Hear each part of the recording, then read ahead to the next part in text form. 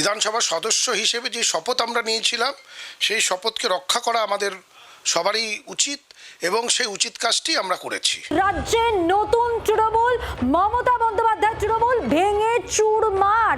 তার কারণ ঋতব্রত বন্দ্যোপাধ্যায়, তার নেতৃত্বে এবার নতুন তৃণমূল। গতকাল মমতা বন্দ্যোপাধ্যায় বৈঠকের কথা আপনাদের নিশ্চয়ই মনে আছে, যেখানে মাত্র 20 জন বিধায়ক উপস্থিত হন এবং বাকি 60 জন তারা আসেননি। যদিও কুণাল ঘোষ সাফাইয়ে বলেছিলেন তারা ব্যক্তিগত কাজে এবং দলের কাজেই ব্যস্ত রয়েছেন, কিন্তু না, আশঙ্কা যে জায়গাটায় তৈরি হয়েছিল সেই আশঙ্কাই শেষ পর্যন্ত সত্যি হলো। 50 জন বিধায়ক সই করেছেন নতুন চুক্তিতে, নতুন দলে তারা সই করেছেন।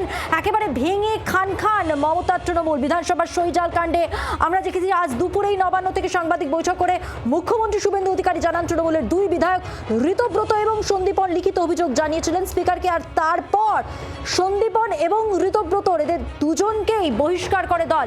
সন্দীপন তিনি কি বলেছেন শুনুন।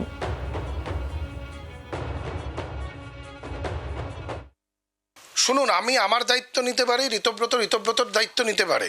এর বাইরে কে কি ভাবছে সেটা তাদের বিষয়, এটা আমাদের বিষয় নয়। আমরা শুধুমাত্র এখানে হুইসেল ব্লোয়ার হিসেবে কাজ করেছি।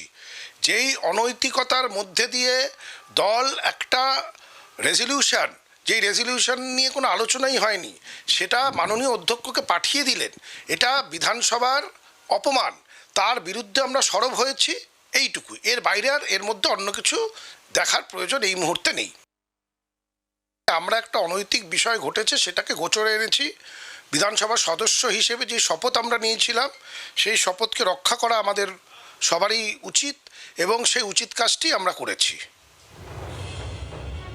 দুপুর গড়িয়ে বিকেল, এই মুহূর্তের সব থেকে বড় ব্রেকিং এ আমরা আছি। রাজ্যের নতুন তৃণমূল, ঋতব্রত বন্দ্যোপাধ্যায়ের নেতৃত্বে যাকে বহিষ্কার করেছে মমতা বন্দ্যোপাধ্যায় তৃণমূল, তার নেতৃত্বে এবার নতুন তৃণমূলের জন্ম। গতকাল মমতা বন্দ্যোপাধ্যায় যে বৈঠকের কথা উল্লেখ করছিলাম, যে বৈঠকে যোগ দেননি 60 জন বিধায়ক, আর সেই সময় একটা আশঙ্কা তৈরি হয়েছিল যেখানে মনে করা হচ্ছিল এবার আস্থা হারাচ্ছেন একে একে সকলেই, তাই জন্যই কি বৈঠকে অনুপস্থিত তারা। আর সেই জায়গায় আজকে যে খবর পাওয়া গেল 50 জন বিধায়ক যারা ইতিমধ্যেই সই করে ফেলেছেন নতুন চুক্তিতে, নতুন দলে, আর ভেঙে চুরমার হয়ে গেল, খান খান হয়ে গেল মমতা বন্দ্যোপাধ্যায়ের তৃণমূল।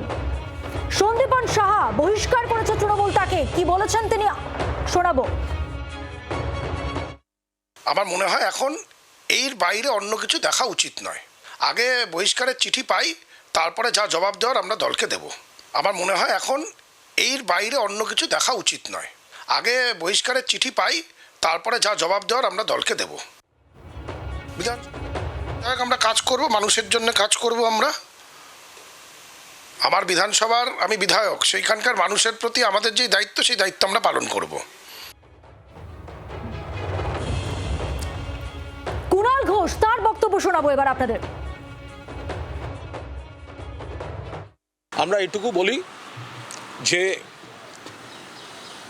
সর্বভারতীয় তৃণমূল কংগ্রেস বিধায়ক ঋতব্রত বন্দ্যোপাধ্যায় এবং বিধায়ক সন্দীপন সাহাকে দলবিরোধী কাজের জন্য দল থেকে বহিষ্কার করেছে।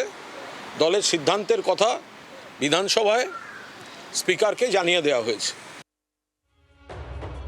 সিপিএমও এক্সপেল করে, তৃণমূলও এক্সপেল করে, বিজেপি সিএম এক্সপোজ করে দেয়। আমি তো ধন্যবাদ দিচ্ছি শুভেন্দু অধিকারীকে, নামগুলো বলে দিয়েছেন যে কারা দলের মধ্যে থেকে স্পিকারকে চিঠি দিয়েছেন। আমাদের এক্সপালশনটা শুভেন্দু অধিকারী যেভাবে এস্টাবলিশ করে দিলেন, এদের বিশ্বাস করবেন না। 20 দিনের বিধায়ক আগের দলকে, আগের নেত্রীকে নিজেদের সুবিধায়, কোনো নৈতিকতা অনৈতিকতার ব্যাপার নয়। ঋতব্রত বন্দ্যোপাধ্যায়ের আগের নৈতিকতার ভিডিও আর ছবিগুলো ছাড়লে নৈতিকতা বেরিয়ে যাবে। বাংলার আওয়াজ, বাঙালির আবেগ, জি 24 ঘন্টা।